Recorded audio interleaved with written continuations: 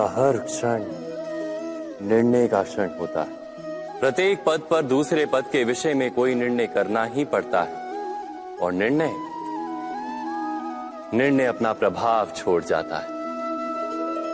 आज किए गए निर्णय भविष्य में सुख अथवा दुख निर्मित करते हैं, ना केवल अपने लिए, अपने परिवार के लिए भी, आने वाली पीढ़ियों के लिए भी। जब कोई दुविधा सामने आती है तो मन व्याकुल हो जाता है, अनिश्चय से भर जाता है। निर्णय का वो क्षण युद्ध बन जाता है और मन बन जाता है युद्ध भूमि। अधिकतर निर्णय हम दुविधा का उपाय करने के लिए नहीं, केवल मन को शांत करने के लिए लेते हैं। पर क्या कोई दौड़ते हुए भोजन कर सकता है? नहीं। तो क्या युद्ध से जूझता हुआ मन कोई योग्य निर्णय ले पाएगा? वास्तव में शांत मन से जब कोई निर्णय करता है तो अपने लिए सुखद भविष्य बनाता है, किंतु अपने मन को शांत करने के लिए जब कोई निर्णय करता है तो वो व्यक्ति भविष्य में अपने लिए कांटों भरा वृक्ष लगाता है। स्वयं विचार कीजिएगा।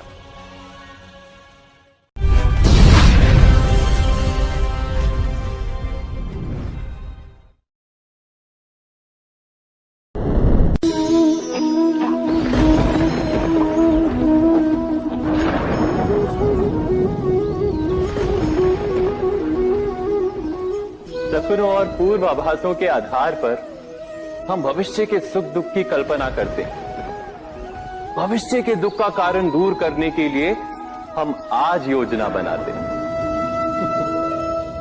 किंतु कल के संकट को आज निर्मूल करने से हमें लाभ मिलता है या हानि पहुंचती है, ये प्रश्न हम कभी नहीं करते। सत्य तो ये है कि संकट और उसका निवारण साथ जनते हैं, व्यक्ति के लिए भी और सृष्टि के लिए भी। नहीं, आप अपने भूतकाल का स्मरण कीजिए, इतिहास को देखिए। आप तुरंत ही ये जान पाएंगे कि जब जब संकट आता है तब तब उसका निवारण करने वाली शक्ति भी जन्म लेती है। यही तो जगत का चलन है।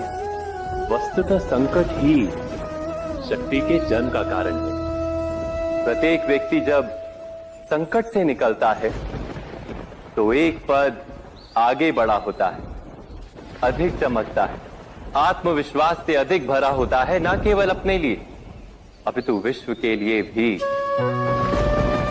क्या ये सत्य नहीं? वास्तव में संकट का जन्म है एक अवसर का जन्म, अपने आप को बदलने का अवसर, अपने विचारों को ऊंचाई पर करने का अवसर, अपनी आत्मा को बलवान और ज्ञान मंडित बनाने का अवसर। जो ये कर पाता है उसे कोई संकट नहीं होता, किंतु जो ये नहीं कर पाता वो तो स्वयं एक संकट है विश्व के लिए। विचार कीजिए।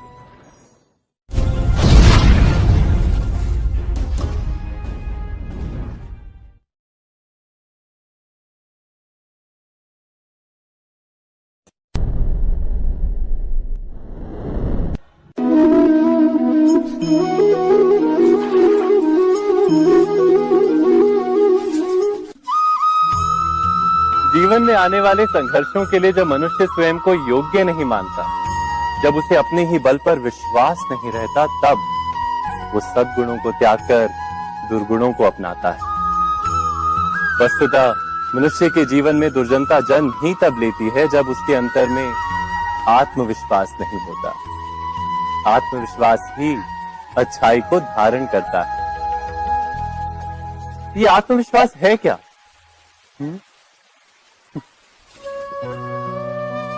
जब मनुष्य ये मानता है कि जीवन का संघर्ष उसे दुर्बल बनाता है, तो उसे अपने ऊपर विश्वास नहीं रहता।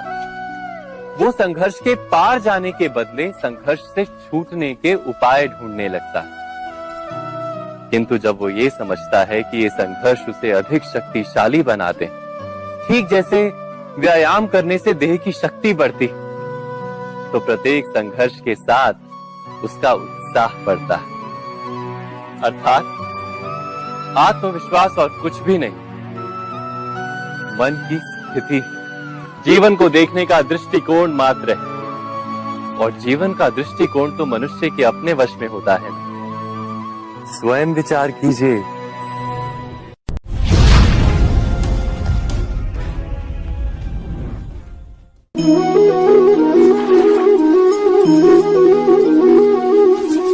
पिता सदा ही अपने संतान के सुख की कामना करते, उनके भविष्य की चिंता करते रहते। इसी कारणवश सदा ही अपने संतानों के भविष्य का मार्ग स्वयं निश्चित करने का प्रयत्न करते रहते। जिस मार्ग पर पिता स्वयं चला है, जिस मार्ग के कंकर पत्थर को स्वयं देखा है, मार्ग की छाया, मार्ग की धूप को स्वयं जाना है, उसी मार्ग पर उसका पुत्र भी चले, यही इच्छा रहती है हर पिता की। निसंदेह उत्तम भावना है ये, किंतु 3 प्रश्नों के ऊपर विचार करना हम भूल ही जाते हैं। कौन से प्रश्न?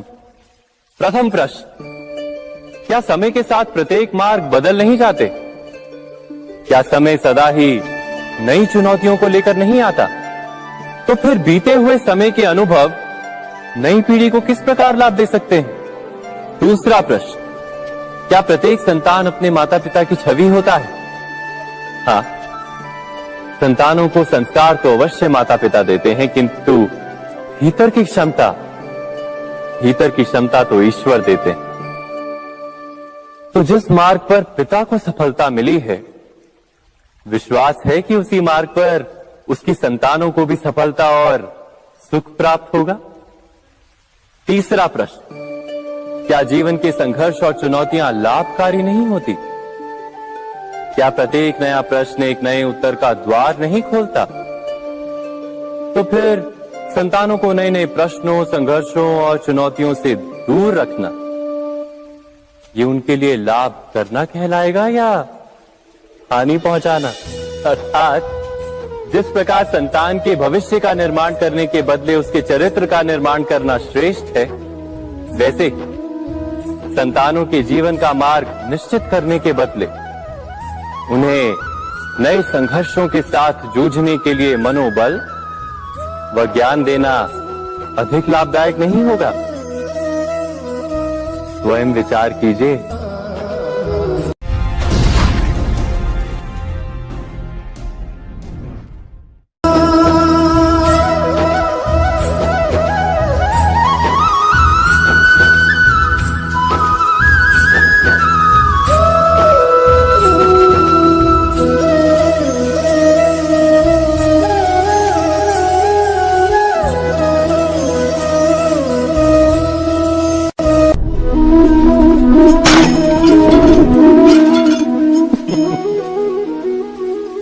कभी कभी कोई घटना मनुष्य के जीवन की सारी योजनाओं को तोड़ देती और मनुष्य उस आघात को अपने जीवन का केंद्र मान लेता। पर क्या भविष्य मनुष्य की योजनाओं के आधार पर निर्मित होते हैं? नहीं। जिस प्रकार किसी ऊंचे पर्वत पर सर्वप्रथम चढ़ने वाला उस पर्वत की तलाई में बैठकर जो योजना बनाता है, क्या वही योजना उसे उस पर्वत की चोटी तक पहुंचाती है? नहीं, वास्तव में वो जैसे जैसे ऊपर चढ़ता है वैसे वैसे उसे नई नई चुनौतियां, नई नई विडंबनाएं, नए नए अवरोध मिलते हैं।